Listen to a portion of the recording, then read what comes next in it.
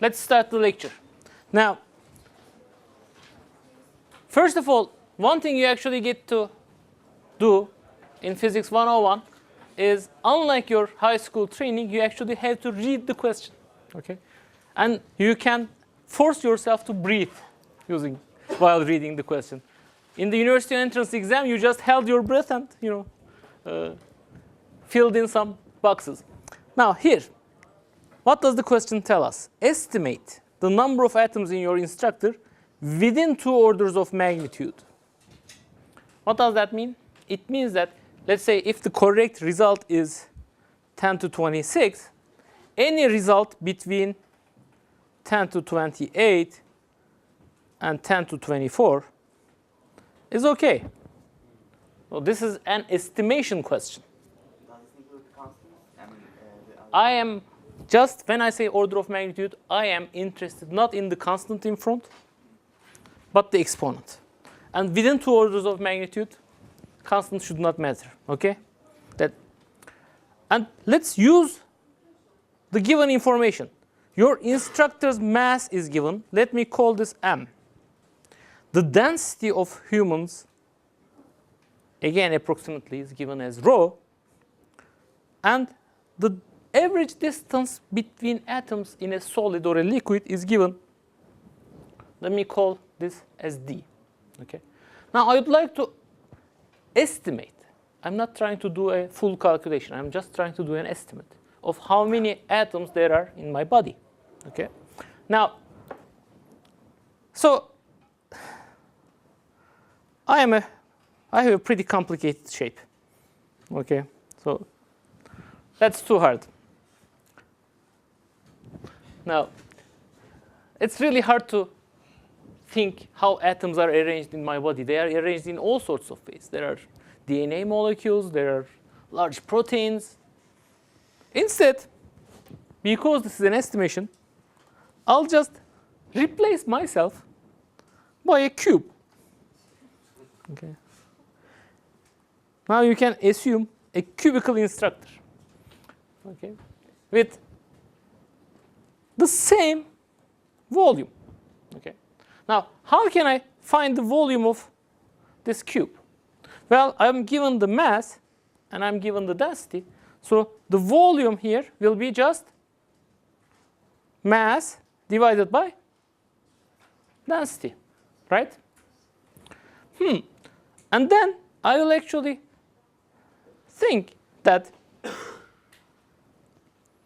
the atoms in my body, now that my body is a cube, are also arranged cubically. So I have basically atoms forming. So if I zoom in here, what I will find that I actually have atoms forming small cubes. What would be the volume of this small cube? Well, I am given that one side of this cube is D, right? So the volume of this cube will be D cube. Then at the end of the day, I will estimate the number of atoms in my body as, well, first volume divided by D cube, and then mass divided by rho divided by D cube. So I've arrived at the answer I'm looking for. This is a good, well, okay, estimation of the number of atoms in my body. But whenever I reach a result with analytical calculation without using numbers, I do 3 things in order. First, I check if I reach my goal. What do I mean by that? Reaching a goal in solving a physics problem is expressing the quantity that was asked for, in this case, the number of atoms in my body, in terms of only given quantities. I am not allowed to invent any other quantity, okay? So what was given in this problem? M, rho, and D were given. And did I actually express it in terms of given quantities? Yes, I did, so I reached my goal, okay? Second thing is I check my units. What should be the unit for number of atoms in my body? There should be no unit. It's just counting, right? It's just a number. So whatever is the unit of the expression here must also be 1 or unitless. So I'd like to calculate the units of this expression. What's the unit of m? It was kilogram. How about the unit of density? And I actually want to SI unit. Kilogram per meter cube. How about d? D is the distance, so it's meter cube. Meter cubes cancel, kilograms cancel. So the unit also checks. So this expression has the correct units. Okay. And third thing is I always look at the limits. Now, if my mass increases, do I expect the number of atoms in my body to increase? Yes, obviously, proportionally, right? So does it do that? So if m goes to infinity, n should go to infinity, and that does check here. Okay. Similarly, if the atoms are closer together, do I expect more atoms or less atoms in my body? More atoms if the atoms are getting closer together. So if d goes to 0, n goes to infinity, both of these limits check. So limits are, I think, okay. It makes sense. So at the end of the day, I am pretty confident about this analytical expression for the estimate of the number of atoms in my body. Now the next thing I'll do is I'll actually, because I've been given numerical values, I should get a number n.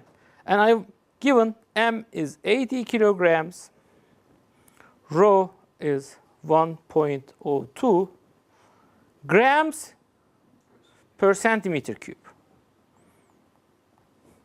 And d is 1 nanometer. Just a moment.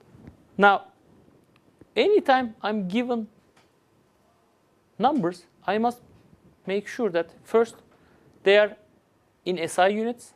Second, that I actually express them in the scientific notation so that when I actually multiply them, I can keep track of the exponents nicely.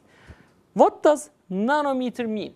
In the SI unit system, there are standard modifiers for units. Kilo means 1,000. Mega means million.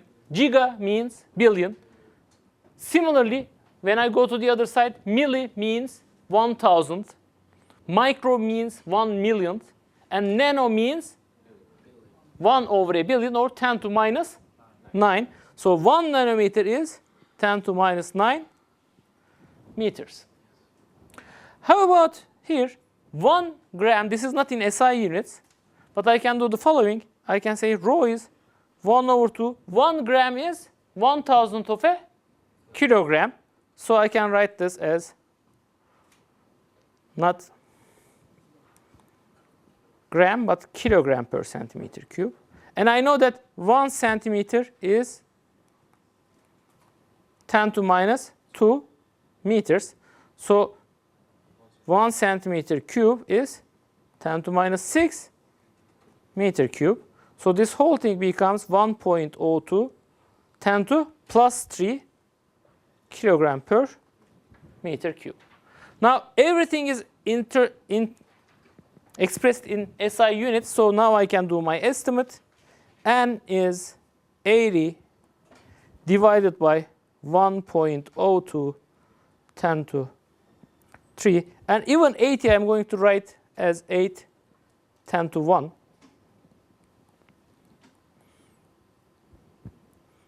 And D is 10 to minus 9. So it's going to be 10 to minus 9 cube.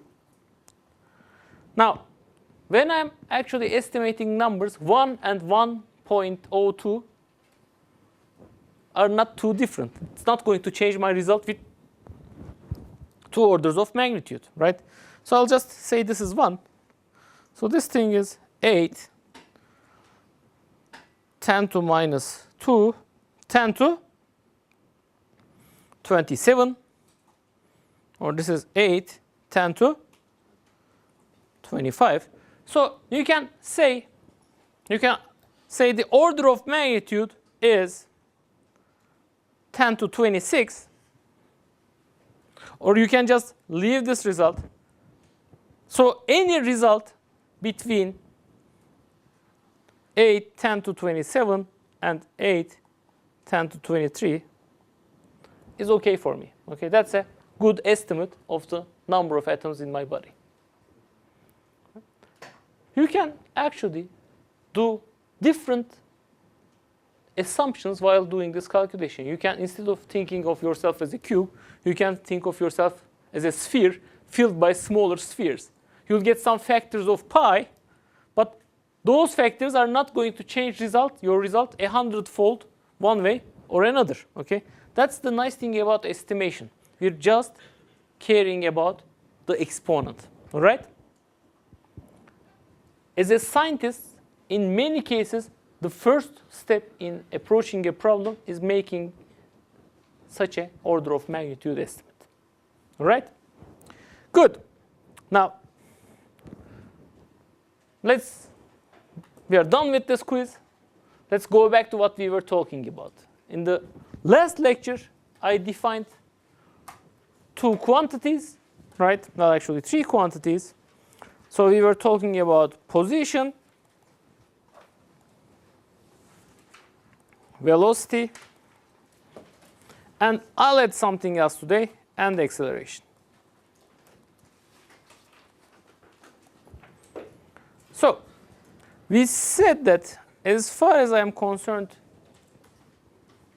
with one-dimensional motion, so let's say there is some object here which is moving in this one-dimensional line.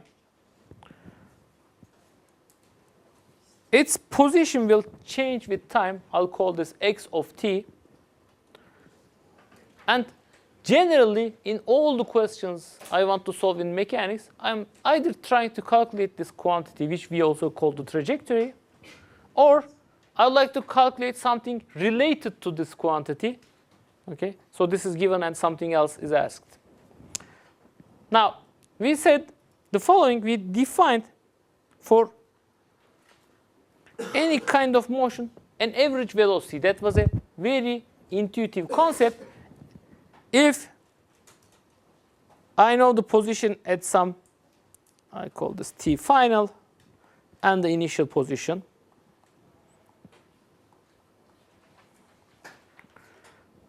the displacement between the initial time and final time divided by the time difference between the final time and initial time gives me the average velocity. Now, average velocity is a useful concept, but generally that's not what we are interested in. We are interested in instantaneous velocity. So if I take the correct limit of t final going to initial, what I find is that the velocity at any time is just the time derivative of position. Graphically, what does that mean? Graphically, we all know that if I actually plot x as a function of time, let's say it's something like this,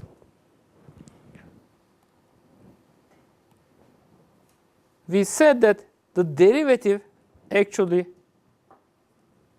so the slope of the tangent at any time t, tangent theta will be dx dt, which is going to be v. Right? So graphically, we can actually, we look at the slope, the derivative is the slope, that tells me the velocity. Okay? Now, quick question from calculus. What is the inverse operation of taking a derivative? Integration, right? So what if I actually know my velocity at all times, and I'd like to calculate my position. Okay? And that's actually what happens if you are in a car, if you have a good speedometer. At any moment, you know your velocity. So you want to calculate how much of a distance you have traveled. So we need to actually invert this relation. X at some final time tf would be what? It will be the integral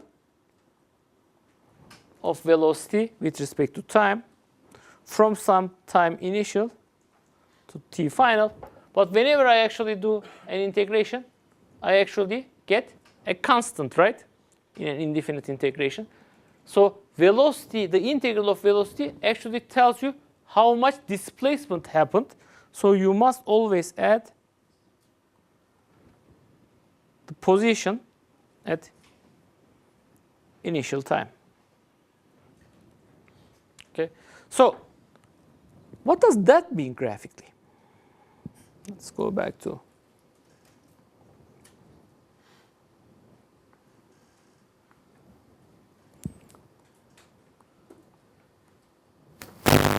so if I plot my velocity as a function of time, let's try to keep the same kind of motion. So velocity apparently is decreasing. The slope is getting less and less. How do I find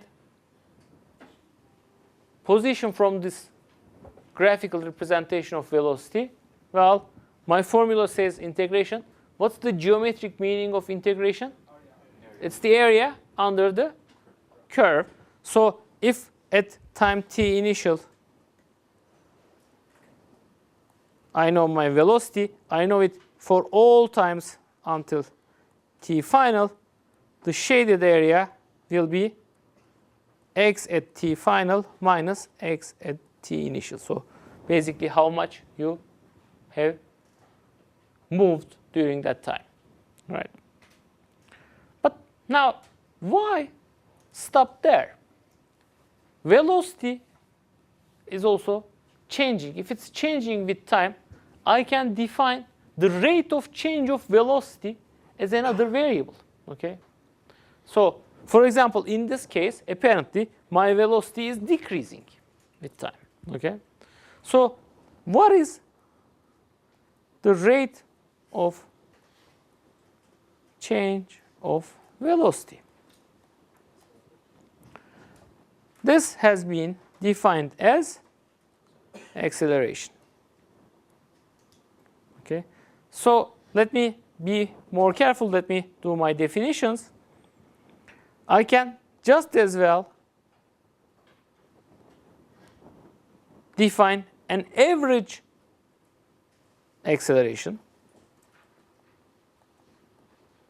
The average acceleration, A average, will be v at some t final minus v at some t initial divided by t final minus t initial. Okay. Now, similar to what I did for velocity, I can actually take the limit t final goes to, write it nicely, t final goes to t initial, and my acceleration as a function of time will be dv dt.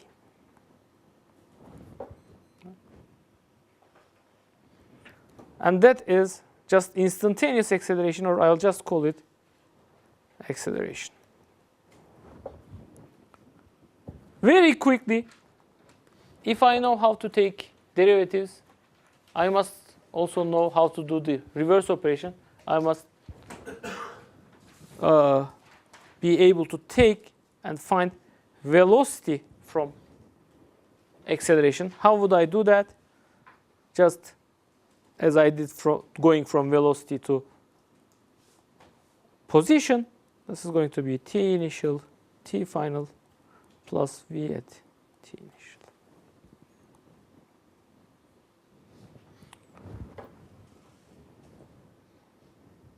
So let's maybe represent all these relations.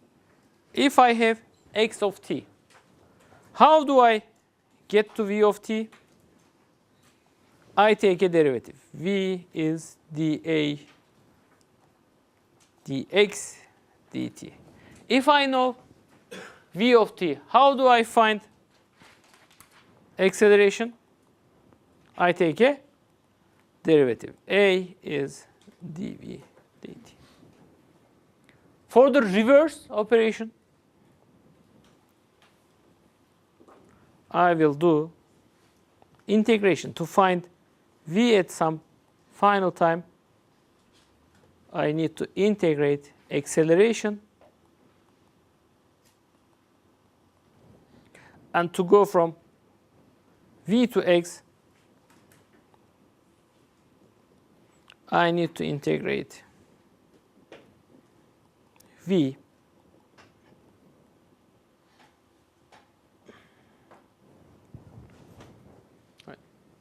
You should be comfortable going one way or the other. Okay? Let's solve a simple example.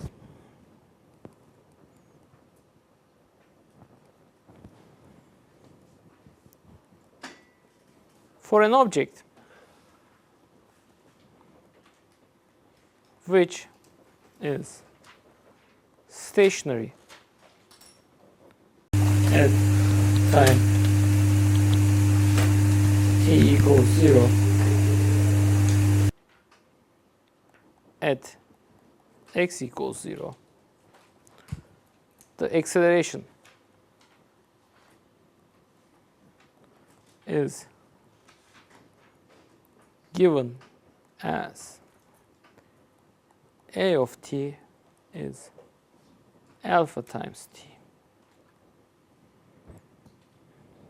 So the acceleration itself is increasing. So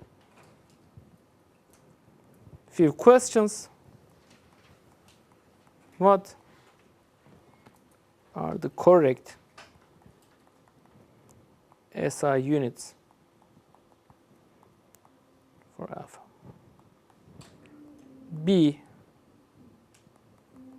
find v of t. C, find the position of the particle at time t. Okay.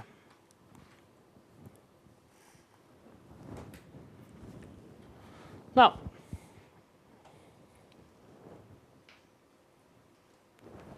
let's go back.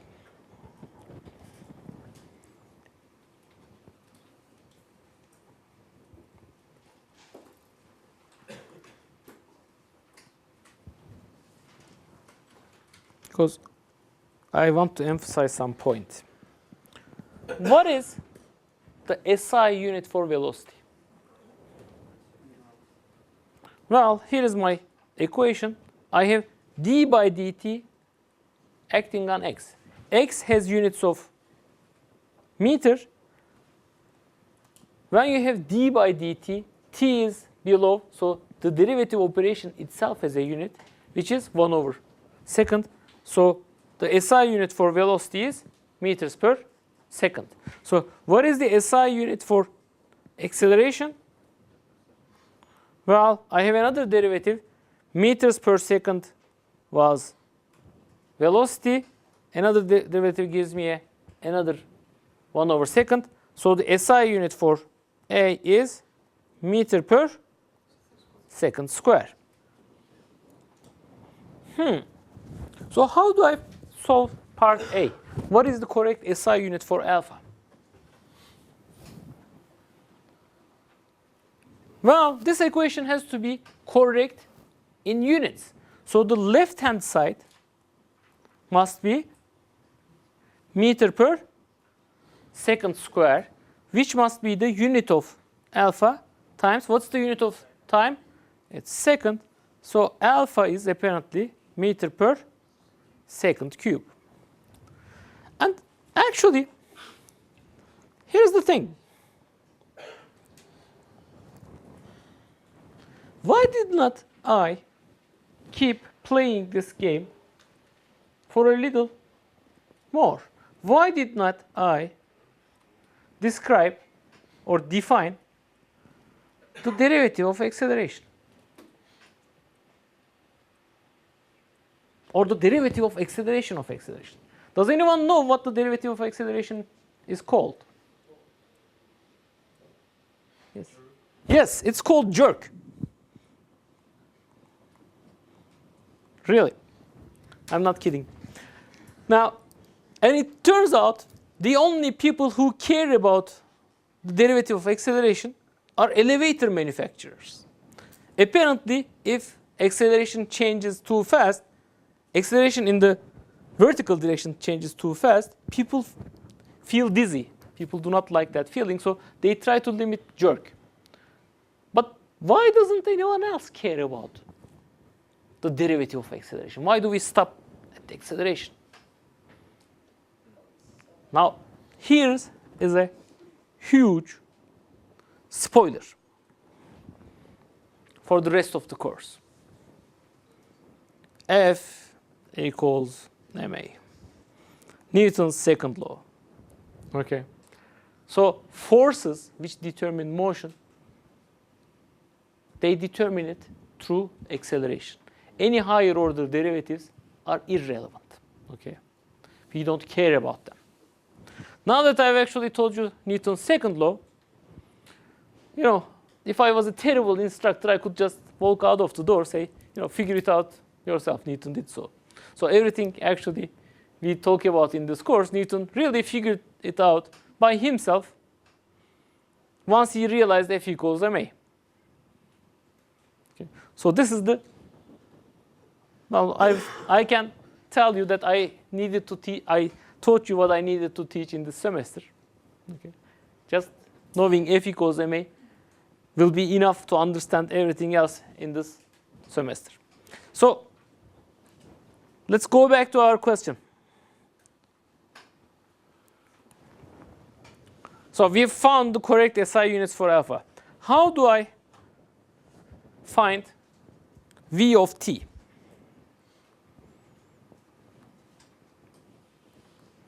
Well, V of t is the integral of A of t. Now I have to be careful.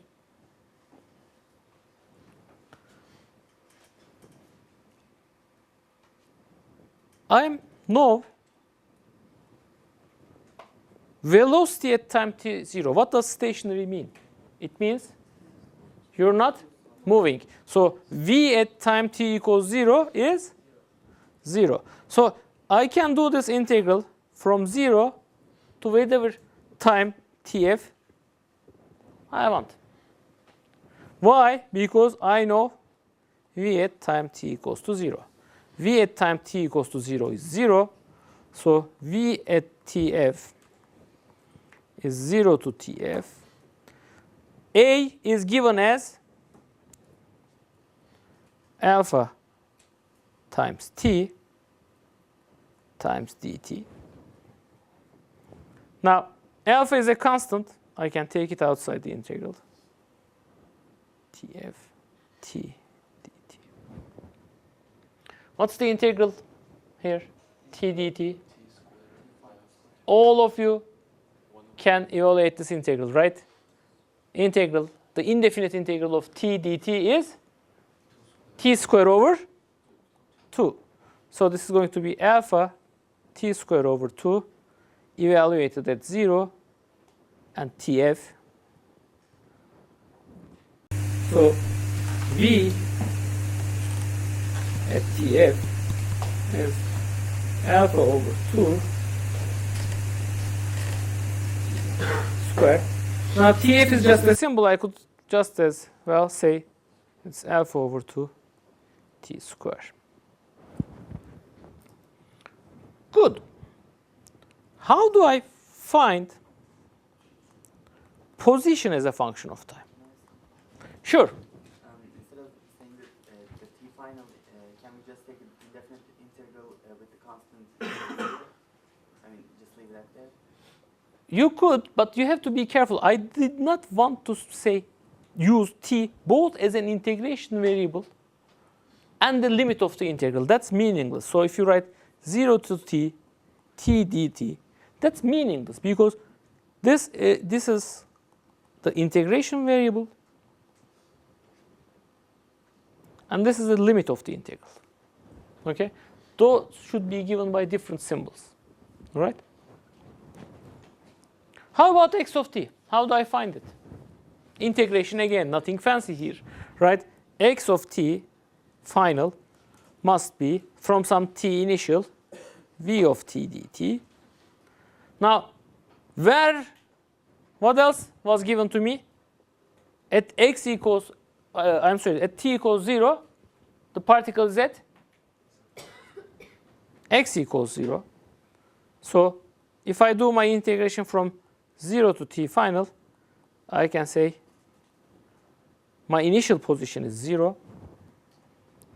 So now 0 to tf alpha over 2 t squared dt. Alpha over 2 is a constant. It goes outside the integral.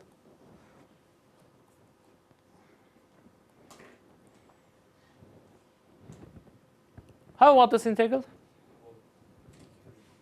Integral of t to the indefinite integral of t to the n is t to the n plus 1 divided by n plus 1.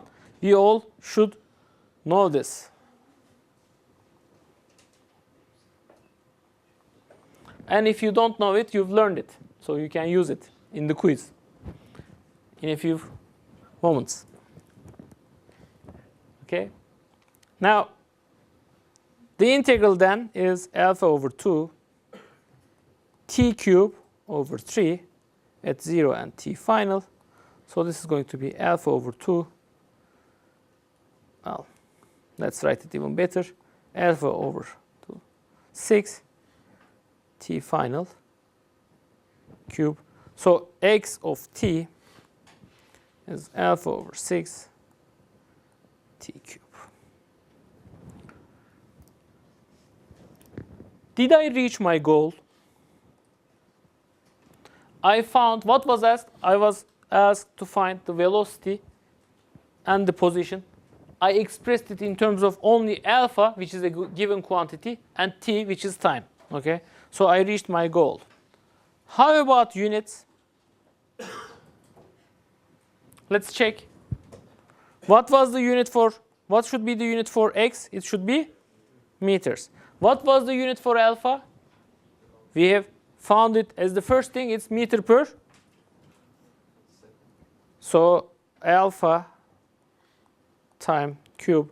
So this is meter per second cube. Time is second. So cubes cancel.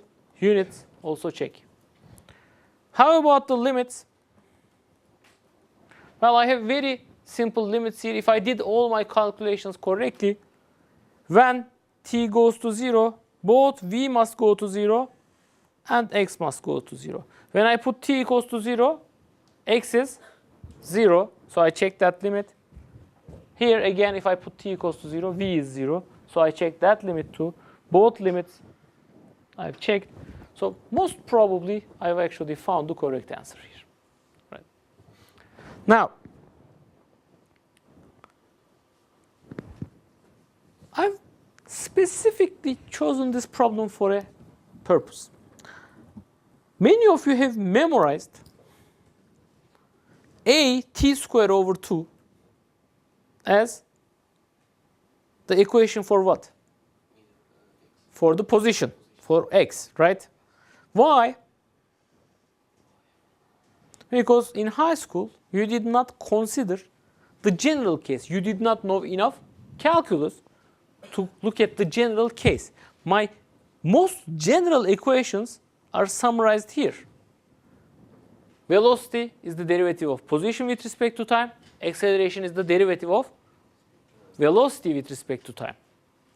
And reverse operations are carried out by integration. However, it turns out that when I have motion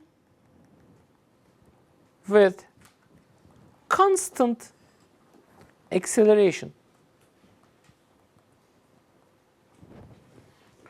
these formulas take on a very simple form. You may say, hey, out of all kinds of possible motion, why should I worry, why would I worry about motion with constant acceleration? It seems to be just a special case, a simple case. Yes, exactly, that's right. So motion with constant acceleration means a of t does not change with time.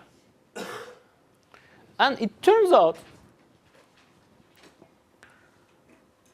on the surface of the Earth, for all practical purposes, we'll see this is an approximation when we study gravitation. But for all practical purposes, there is something called gravitational pull. So any object thrown upward, which is any object doing projectile motion, okay, free motion on Earth's surface, actually experiences a constant acceleration. So this is called gravitational acceleration.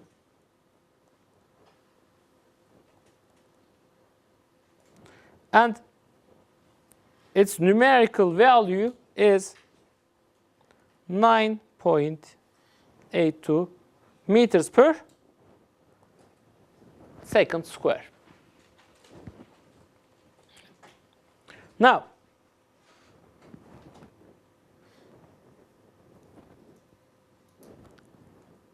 very quickly, let me derive the formulas you so lovingly memorized in high school, right? If my acceleration is constant, how do I find velocity as a function of time from some time initial? Let me take the initial time to be 0. 0 to t final a dt plus v at time t equals 0. And I'll call this v0. Now, a is a constant. I can take it outside the integral.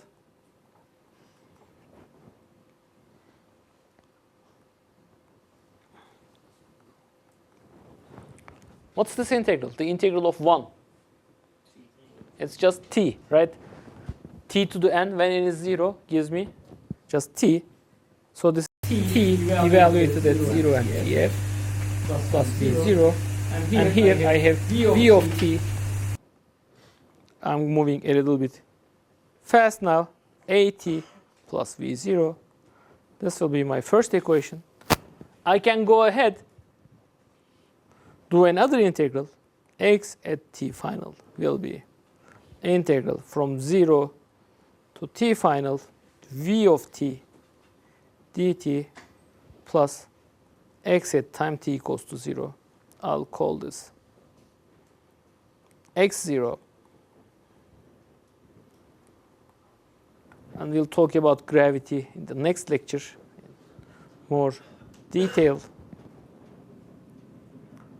So I'm continuing my calculation. X at tf is integral from 0 to tf. V of t is at plus v0 dt plus x0.